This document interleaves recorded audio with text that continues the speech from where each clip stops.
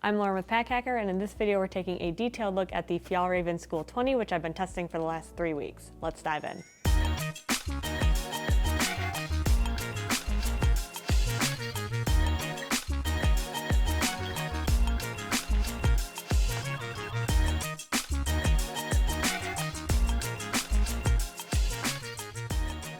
This is one of Fjallraven's more outdoorsy looking backpacks, but it is very good for everyday carry if you're somebody who is like commuting to work or to school and you want to have a backpack that can kind of do both. So looking at the features on the outside of this bag, it is a 600D Oxford fabric and a recycled polyester. I'll bring it up a little bit closer to the camera. You can see that over the course of the 3 weeks, I mean, I've been using this thing every single day and I haven't seen even really any marks or blemishes on this at all. So it's held up really, really well, which is something that we expect to see from Fjallraven. They're just very well made bags. But in terms of other features on the exterior here, we have 2 water bottle pockets, which we'll get into in a second. We have these side compression straps, and those are on either side here. And I would say this is one of the more like annoying things that I found with this bag. It's definitely a personal preference. I know some people like to have these because they can lock down gear that's in these side pockets or something. But for me, I don't like when they go over the zipper track, because then that means that, like, I ran into it a bunch of different times where when I opened the bag, which we'll see later, if I opened it fully, then the zippers just kind of naturally came down to the bottom of the track. And then anytime I wanted to unzip, I had to kind of arrange it and pull it underneath those compression straps, just because these are things that I don't use very often. Like, I wasn't tightening this as much as I possibly could every time I used the bag. So they just kind of like hung out at a convenient, I guess, length. And in this case, it just covered the track more often. It was just a little bit tedious to get in and out of. But in terms of actual like materials, we have YKK zippers, these nice little paracord zipper pulls. These are Woojin buckles, so everything is very good quality. We also have these elastic loops on the front. So this is just like a little bungee cord system. You can adjust the tightness of it here. I was able to get like a pair of like sandal slides in here, but any other like larger shoes, like tennis shoes or something, where this was just, it didn't really stretch enough to fit over 2 pairs of shoes. But I did like having this functionality for if I loaded this bag up too much one time and I didn't have enough room for like my gym slides to fit in the bag itself, so I just put them on the outside. So that was nice and convenient. So a couple, just kind of quality of life features that we have here. We do have reflective accents as well, and this can double as a bike light loop. Like I mentioned, with this being a kind of more outdoorsy style bag, it has a harness system that matches that as well. So you can see with the shoulder straps themselves, actually let me unhook that. With the shoulder straps themselves, they have a decent amount of thickness here. This is about 1 inch, and I found this to be really comfortable. The mesh padding as well on this back panel, it's a little bit thinner than these straps are. It's not quite as beefy, but I found this to be more than enough padding. Even when this bag was really heavy, it was still very comfortable to carry because of the like beefier padding on the straps and then just general padding on this back panel. This mesh is also very soft. So I think that, with this being right where, if this were to be tighter on your back, this is where it would rub up against your neck. And this is a softer mesh. So instead of being this like harsher nylon or polyester rubbing up against you, it's instead this mesh, which is a nice feature that we see on some of Fjallraven's bags and just bags in general. We also have just a sternum strap, and this is on individual loops. This is kind of like a set it and forget it type of a thing. I found that I didn't really need the sternum strap, but if the bag was completely full, then it did help just lift a little bit of weight off. There is no hip belt on the 20-liter size. There is on the 28-liter, so if that's something you're interested in, definitely look at that, but it is obviously significantly bigger. I find this to be a decent size for like everyday carry, so if that's more your speed, I didn't feel like I was really lacking anything without. So this is the bag when it's on. You can see that it has a pretty decently like low profile. I would say it kind of has a classic backpack look to it, just like a school bag look. With the sternum strap here, you can see that it's pretty much extended all the way.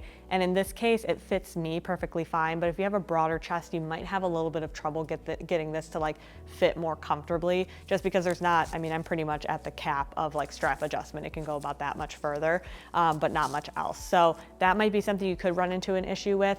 But in general, like I mentioned, I find this very comfortable. The padding is really substantial on my shoulders. It doesn't feel like it's digging into my lower back or anything. It has has a decent amount of structure without being like too stiff or anything like that.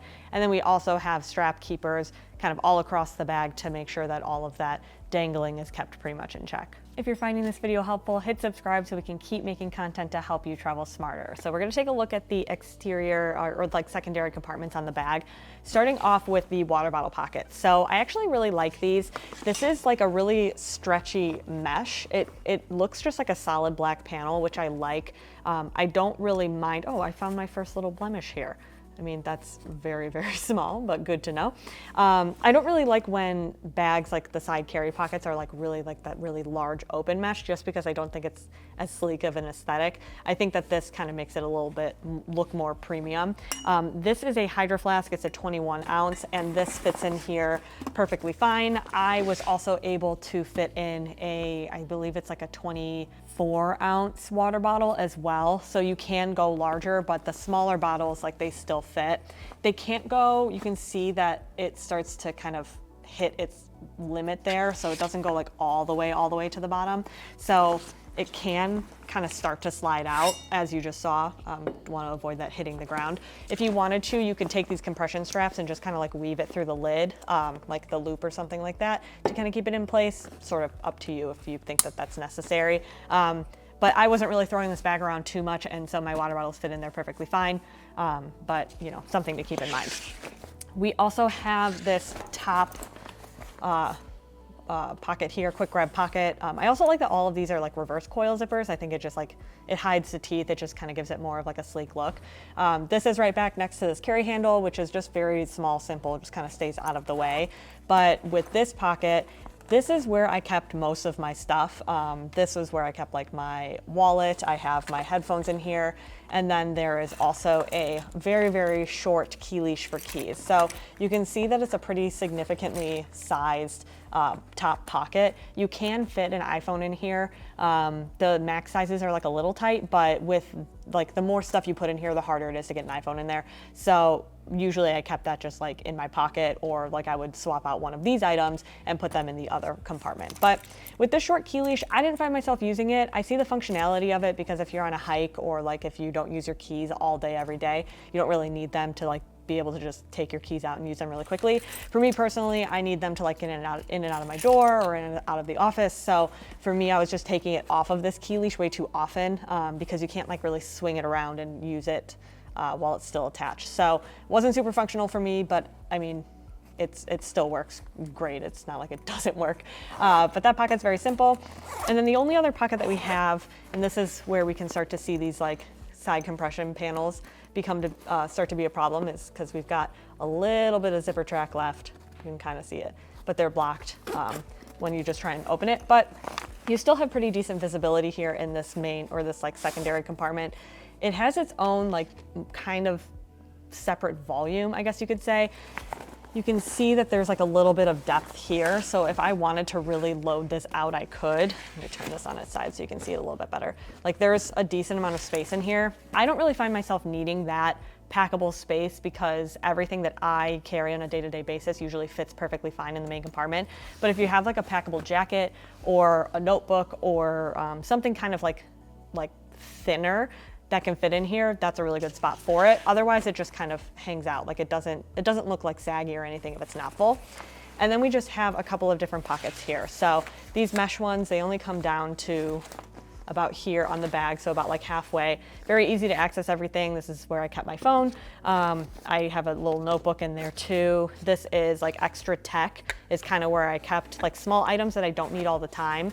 Small items that I wanted all the time, I put in the top. Small items I didn't need very often here. And then just a back zipper for anything else. All right, going into the main compartment, you can see this is going underneath those side compression. And this is what I was talking about, where when I was opening it kind of throughout the day, you would have a good chunk of that zipper that was like not usable. And then if I were to just, you know, open this a little bit more, that's when it starts to slide underneath here. So even if I didn't initially put it underneath the compression zipper, it just kind of, or the compression like clips, straps, it just kind of made its way under there anyway. And then when I went to go close it, I'd have to go and grab it. So very, very, very nitpicky thing, more of a personal preference than anything, honestly.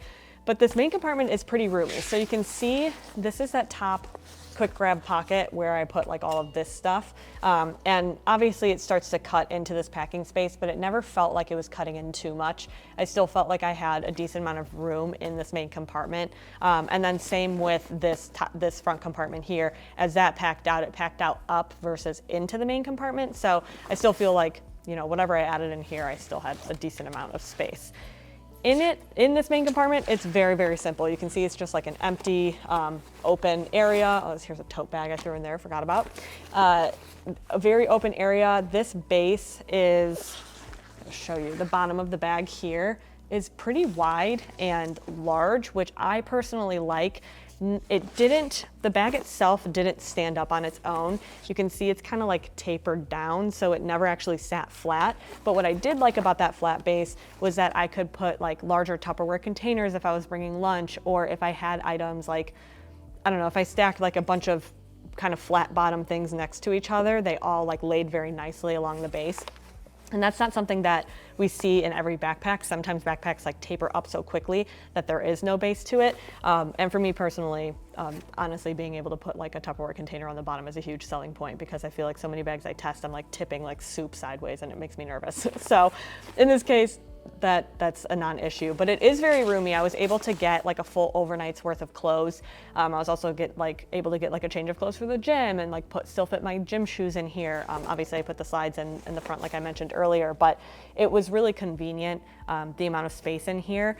And then we also have this back laptop compartment. So this fits up to a 13-inch. If you get the 28-liter, it fits up to a 15-inch. And there is a bit of a false bottom. I would say it ends, like if I guess on the back panel, it ends probably around the same area as like here. So you have a couple of inches of space, and then there's additional padding in there as well. So it's also got kind of like a diagonal shape. It's just more of like an aesthetic thing, but it is nice.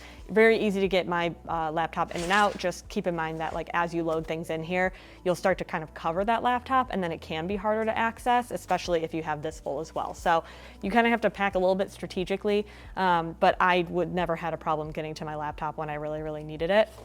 But I would say this bag really shines as a bag if you are either like using it as like a commuter bag, and then you want to have something that you can like hike with on the weekends or something like that. This is going to be a comfortable enough bag to be able to do both of those things, and you can still fit a large amount of items in here. Like I was able to fit, like I mentioned, an overnight's worth of clothes. Honestly, could probably have shoved another day in there if I really needed to. All of my tech gear, everything that I needed for the day fit in here really nicely. So in terms of, you know, liter size, I think that this is kind of the sweet spot. But if you want a little bit of extra space, maybe for like a long weekend, or you just carry more gear every day, then maybe consider going up a size. So there you have it, the Fjallraven Skule 20. Thanks for keeping it here at Pack Hacker, your guide to smarter travel, and we'll see you in the next one.